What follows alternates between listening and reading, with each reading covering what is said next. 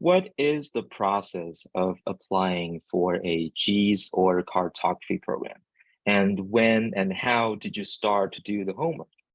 I think we have been bouncing back and forth with that, but just to reiterate the homework idea, I think the important part is to just say that it's something that you should really take your time doing. I think that's where I made that mistake.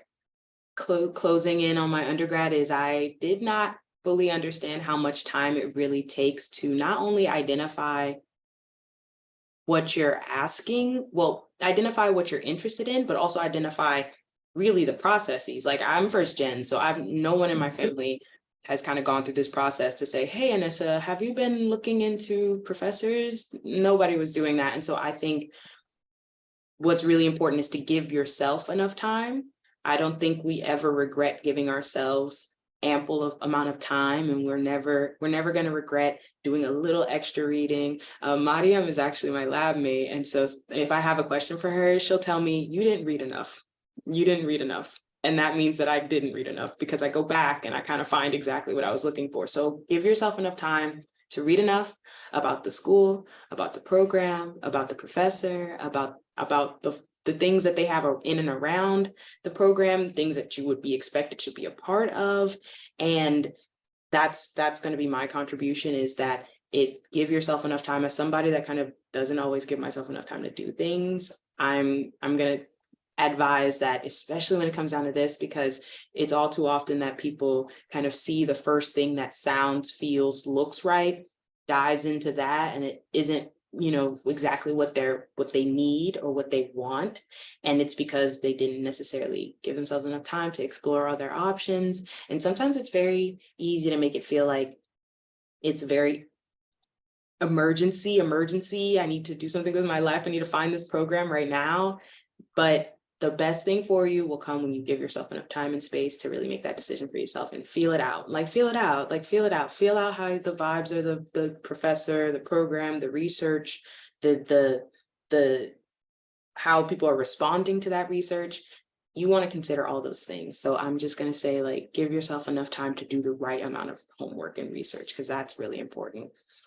Thank you again. I think if I go back and think about the process that I follow for apply for my master's program and compare that to my PhD program, there are some similarities. I think there's some common ground that I can say it happened. Everything began reading, as Anissa said. I mean, you have to go sit down, take a coffee, take a tea, and start searching out there, read about the programs, read about the faculty, read about the articles they have published, go through their CV, where did they went from to get in their studies, what kind of research they do. Everything began there. But then there are some differences that I think allows me to say that the paths can change, be flexible, be open-minded, because it doesn't work the same for everyone. So you can hear that your peers are doing some sort of process. You can adapt the process that fits better to your life, to your lifestyle and expectations. So I think with my master's degree, I mentioned I first started reading, researching for the programs that I was interested in. And then again, I wrote an email. I think it was almost like one-page email. So I was hoping that the potential advisor would read it entirely. I was so excited. I said, this is my background, this is my interest, this is who I am. And then I clicked send, and I got a reply. My potential advisor, he replied to me and say, I really like what you're saying. Send me your CV. I want to know more about you. So I sent them my CV, my transcripts for my undergrad as well.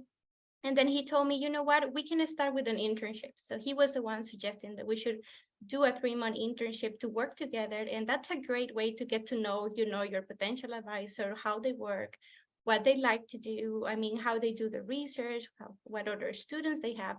So I did my 3-month internship. And the great thing about this is that we grow during that internship my research proposal. And then I use this research proposal to apply for my master's degree there, and also to apply for a scholarship. As Garrett was saying, I was applying, I needed to have funding to get into my program, and my advisor had some funding to do research, but he didn't have funding to pay for my tuition and, you know, life expenses. So this research proposal was very valuable for me to apply for both my scholarship and for my graduate studies. So if I think about how long it took from when I started my internship to when I actually started my program, it was like a 1-year process. It was completely different for my PhD. For my PhD, again, it started reading about programs, reading about faculty, and then I sent an email again. It was probably longer than the first one, and I sent multiple emails. And in this case, the email that I sent, the person replied to me that she didn't have funding to have me, but that she knows someone that had the kind of interest and research and the funding for me. And that's how I met my current advisor. So as Anissa was saying, you know, you never know when someone knows someone else, and this networking idea that goes behind research and science is awesome. So you have to take advantage of that as well. So I sent him an email. We scheduled, he answered me. We scheduled a couple of Zoom meetings to discuss, you know, the projects he had. And I thought the projects fit really good my research interests and the ideas that I have for later on, write my dissertation. So I think it was great. I mean, when you think about when all the planets align for things to happen, that kind of happened in this like positive way. And that's how I got into my PhD program. And the timeline for that it was like less than 6 months. So if I compare my master's to my PhD, with different processes that have some similarities, but not all the time it would happen in the same way. So those are like my feedback. So be open, have an open mind to the process, read enough to be sure that you are selecting what you want, but also what fits better for you and your career goals. And then again, send an email, you know, do some networking. That is also always valuable. And in my case, these other couple of strategies to learn, like the internship, were very valuable for me as well. I'll reiterate, just like expect to spend a lot of time on the process. Like I would say most programs probably have their deadlines in like December, January. I would say like definitely start thinking in the spring at the, you know, if you can. Start thinking in the spring. And then like when I was applying, so I did my master's at the University of Wisconsin as well. And so when I was applying there, I kind of spent the summer as the time in which I reached out to my potential advisor, and I was living kind of nearby. So I actually got to go visit and meet him and meet some other students. Obviously that's like not always feasible depending on where the campus is in relation where you currently live. If you can do that though, I would highly recommend it, because I feel like it like helped establish a bit of a rapport between me and my now advisor. As well as like allow me to meet some other students and also just be in the building where I currently work and like be on the campus. So again, like there's obviously, you know, you can't always do that, but if you can, definitely would encourage you to try. Yeah. And beyond that, like, you know, each program has like slightly different requirements for what they ask from applicants.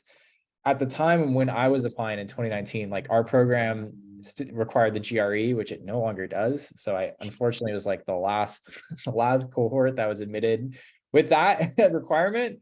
And that like, it seems like more programs nowadays are like kind of waiving that, which is good. But if you have to take that, you should, you know, try to do that as soon as you can because it's not fun. And it takes a while to study for and whatnot. So make sure like you're aware of all the potential requirements, and like departments are pretty good about making them pretty explicit in the like application requirements. So just like once you are able to like narrow down potential departments, potential advisors, like really like going through the application requirements, just so you know you're not going to miss anything. Mariam and Anissa, they mentioned the most important things about the fundings and other things. And as I'm an international student, so my experience will be different than Garrett's experience, as he started his master's to PhD, same university, same program kind of, so it'll be different. So based on my understanding, I think like applying for a GIS or cartography or GIScience related program, I'm sorry about that. It involves like kind of several essential steps and a systematic process. As an international student, I experienced. So the applying program typically involves like kind of several steps which I followed when I was kind of seeking the opportunities in 2021, yeah, kind of. So based on my understanding, like first thing is understanding the application process, familiarizing yourself with the application requirements and the process for particular programs. So this typically includes submitting the application form, like kinds of like, the academic transcript, collecting the letter of recommendations, and most important thing is the statement of purpose, which I think that like one of the kind of very important factors to define either you are going to enroll that particular program or the supervisor or advisor is picking you or not. Also, Garrett mentioned about some standardized tests, the GRE test, though where I'm enrolling right now, I like the GRE was optional, so it was a different story for me. Take the time to carefully review the application guidelines provided by the university or the programs. Second thing, I think that like preparing the application materials, this is also another very important things for applying the designated or desired program. So once you have identified the programs you wish to apply, start preparing, start preparing the application materials. And based on my understanding, craft a compelling statement of purpose that showcases my passion for GIScience or geospatial analysis or cartography, highlighting some relevant experiences in terms of kind of academic or professionals.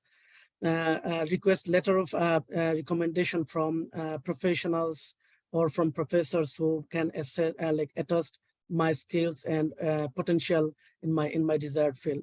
So in terms of like homework and ideal timeline for preparation, I think like majority of the seniors like whom I contacted, they advised to initiate the homework well in advance of the application deadlines, like usually 6 to 12 months before the desired enrollment date. So it will give you ample time to thoroughly research the program, connect with potential advisors, adequately prepare your application materials. So this time frame also allows you to gather necessary documents, take any required like standardized tests. As I'm an international student, so I have to do the GRE, also the English language proficiency, the IELTS, and seek guidance from mentors or advisors as needed. So based on my personal experience, as for when I personally started my preparations, I began reaching the desired program, like mostly geography, environmental science, GIScience, or geospatial science programs, approximately, based on my understanding, I think 8 to 9 months prior to my intended enrollment.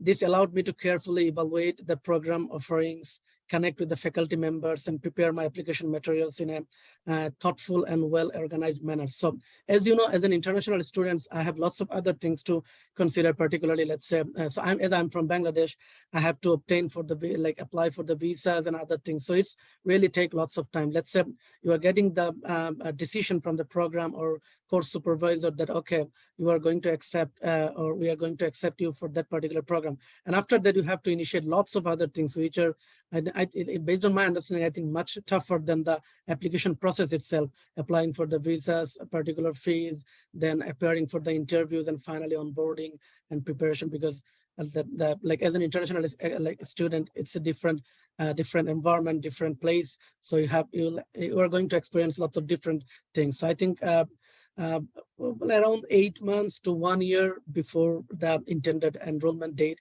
I think it's good enough to start preparing the homework and doing research about the potential supervisor and also potential programs.